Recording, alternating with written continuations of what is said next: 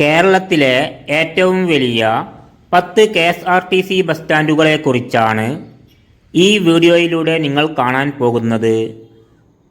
Video ഫുള്ളായും കണ്ട് നമ്മുടെ channel subscribe ചെയ്ത് ഹൈപ്പും ലൈക്കും കമൻറ്റും കൊടുത്ത് സപ്പോർട്ട് ചെയ്യണേ. 10ാമത്തേത് കണ്ണൂർ. കേരളത്തിലെ ഒരു മുനിസിപ്പൽ കോർപ്പറേഷനാണ് കണ്ണൂർ. അറബിക്കടലിൻ്റെ തീരത്താണ് കണ്ണൂർ പട്ടണം സ്ഥിതി ചെയ്യുന്നത്. കേരളത്തിലെ ആദ്യകാല മുനിസിപ്പാലിറ്റികളിൽ ഒന്നാണ് കണ്ണൂർ. 9ാമത്തേത് കാസർഗോഡ്. കേരളത്തിലെ വടക്കേ അറ്റത്തെ അവസാനത്തെ മുനിസിപ്പാലിറ്റിയാണ് കാസർഗോഡ്. കാസർഗോഡ് ജില്ലയുടെയും താലൂക്കിൻ്റെയും ലോകസഭാ മണ്ഡലത്തിൻ്റെയും ആസ്ഥാനമാണ് കാസർഗോഡ്. ദേശീയപാത 66 കാസർഗോഡ് പട്ടണത്തിലൂടെ കടന്നു പോകുന്നുണ്ട്.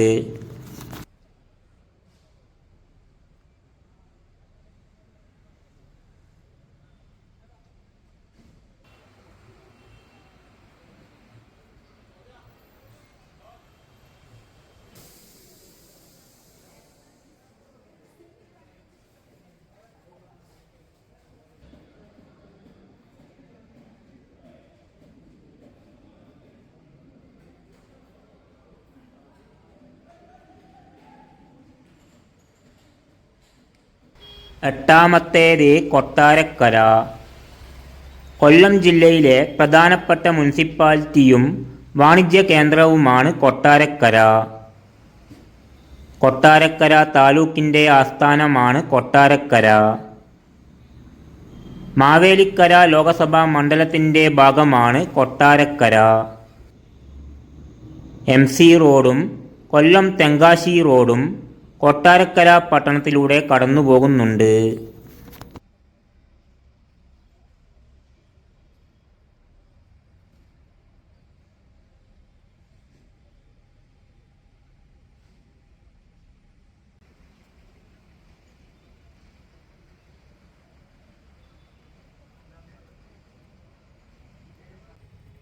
ഏഴാമത്തേത് കൊല്ലം.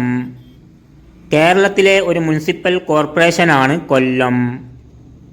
അറബിക്കടലിൻ്റെ തീരത്താണ് കൊല്ലം പട്ടണം സ്ഥിതി ചെയ്യുന്നത്. കൊല്ലം ജില്ലയുടെയും താലൂക്കിൻ്റെയും ലോകസഭാ മണ്ഡലത്തിൻ്റെയും ആസ്ഥാനമാണ് കൊല്ലം. പുരാതനമായ വേണാട് നാട്ടുരാജ്യത്തിൻ്റെ തലസ്ഥാനമായിരുന്നു കൊല്ലം.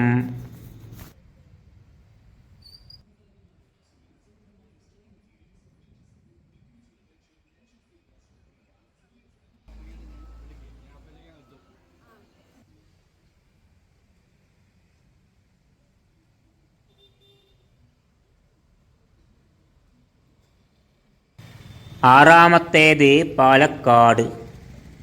കേരളത്തിലെ ആദ്യകാല മുനിസിപ്പാലിറ്റികളിൽ ഒന്നാണ് പാലക്കാട്. പാലക്കാട് ജില്ലയുടെയും താലൂക്കിൻ്റെയും ലോകസഭാ മണ്ഡലത്തിൻ്റെയും ആസ്ഥാനമാണ് പാലക്കാട്. മലബാറിൻ്റെ ഭാഗമാണ് പാലക്കാട്. കൊച്ചിയിൽ നിന്നും 138 കിലോമീറ്റർ ദൂരമാണ് ഇവിടത്തേക്കുള്ളത്.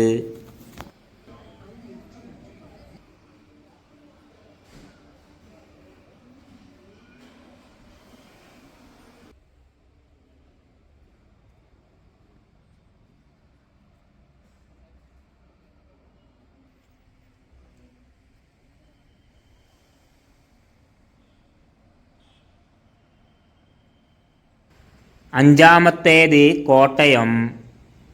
കോട്ടയം ജില്ലയുടെയും താലൂക്കിൻ്റെയും ലോകസഭാ മണ്ഡലത്തിൻ്റെയും ആസ്ഥാനമാണ് കോട്ടയം. അക്ഷരനഗരി എന്നറിയപ്പെടുന്ന പട്ടണമാണ് കോട്ടയം. ഇന്ത്യയിൽ ആദ്യമായി സമ്പൂർണ്ണ സാക്ഷരത കൈവരിച്ച പട്ടണമാണ് കോട്ടയം. മധ്യ കേരളത്തിലാണ് കോട്ടയം പട്ടണം സ്ഥിതി ചെയ്യുന്നത്. കൊച്ചിയിൽ നിന്നും 64 കിലോമീറ്റർ ദൂരമാണ് ഇവിടത്തേക്കുള്ളത്. നാലാമത്തേത് എറണാകുളം.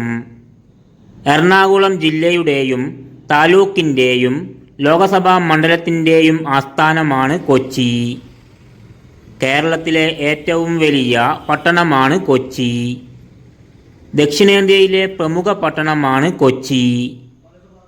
കേരളത്തിലെ പ്രധാനപ്പെട്ട മുനിസിപ്പൽ കോർപ്പറേഷനാണ് കൊച്ചി. കേരളത്തിലെ ആദ്യകാല മുനിസിപ്പാലിറ്റികളിൽ ഒന്നാണ് കൊച്ചി. അറബിക്കടലിൻ്റെ റാണി എന്നറിയപ്പെടുന്ന പട്ടണമാണ് കൊച്ചി. ഇന്ത്യയിലെ പ്രധാനപ്പെട്ട തുറമുഖ പട്ടണമാണ് കൊച്ചി. കേരളത്തിൽ മെട്രോ റെയിൽ ഉള്ള ഏക പട്ടണവും കൊച്ചിയാണ്. മൂന്നാമത്തേത് തൃശ്ശൂർ. കേരളത്തിൻ്റെ സാംസ്കാരിക തലസ്ഥാനമാണ് തൃശ്ശൂർ. കേരളത്തിൻ്റെ സെൻട്രൽ ഭാഗത്ത് ആയിട്ടാണ് തൃശ്ശൂർ പട്ടണം സ്ഥിതി ചെയ്യുന്നത്. കേരളത്തിലെ ഒരു മുനിസിപ്പൽ കോർപ്പറേഷനാണ് തൃശ്ശൂർ. തൃശ്ശൂർ ജില്ലയുടെയും താലൂക്കിൻ്റെയും ലോകസഭാ മണ്ഡലത്തിൻ്റെയും ആസ്ഥാനമാണ് തൃശ്ശൂർ. കൊച്ചിയിൽ നിന്നും 80 കിലോമീറ്റർ ദൂരമാണ് ഇവിടത്തേക്കുള്ളത്.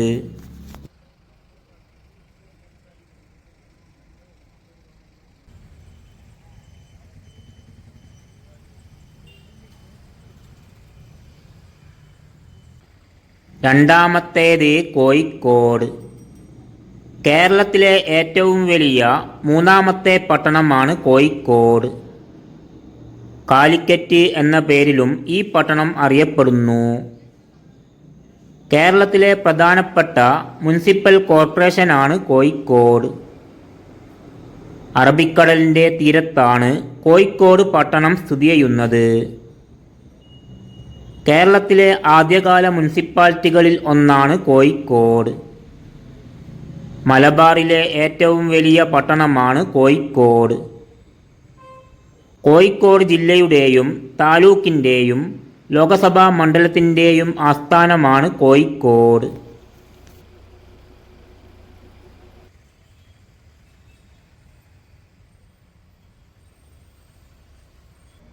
ഒന്നാമത്തേത് തിരുവനന്തപുരം. കേരള സംസ്ഥാനത്തിൻ്റെ തലസ്ഥാനമാണ് തിരുവനന്തപുരം. ട്രിവാൻഡ്രം എന്ന പേരിലും ഈ പട്ടണം അറിയപ്പെടുന്നു. കേരളത്തിലെ ഏറ്റവും വലിയ രണ്ടാമത്തെ പട്ടണമാണ് തിരുവനന്തപുരം. അറബിക്കടലിൻ്റെ തീരത്താണ് തിരുവനന്തപുരം പട്ടണം സ്ഥിതി ചെയ്യുന്നത്. തിരുവനന്തപുരം ജില്ലയുടെയും താലൂക്കിൻ്റെയും ലോകസഭാ മണ്ഡലത്തിൻ്റെയും ആസ്ഥാനമാണ് തിരുവനന്തപുരം.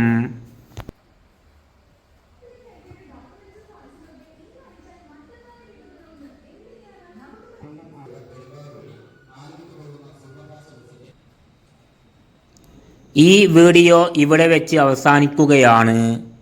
നമ്മുടെ ചാനൽ സബ്സ്ക്രൈബ് ചെയ്ത് അതിൻ്റെ അടുത്തുള്ള ബെൽ ബട്ടൺ ക്ലിക്ക് ചെയ്ത് ഓൾ ഓപ്ഷൻ സെലക്ട് ചെയ്യാൻ മറക്കല്ലേ.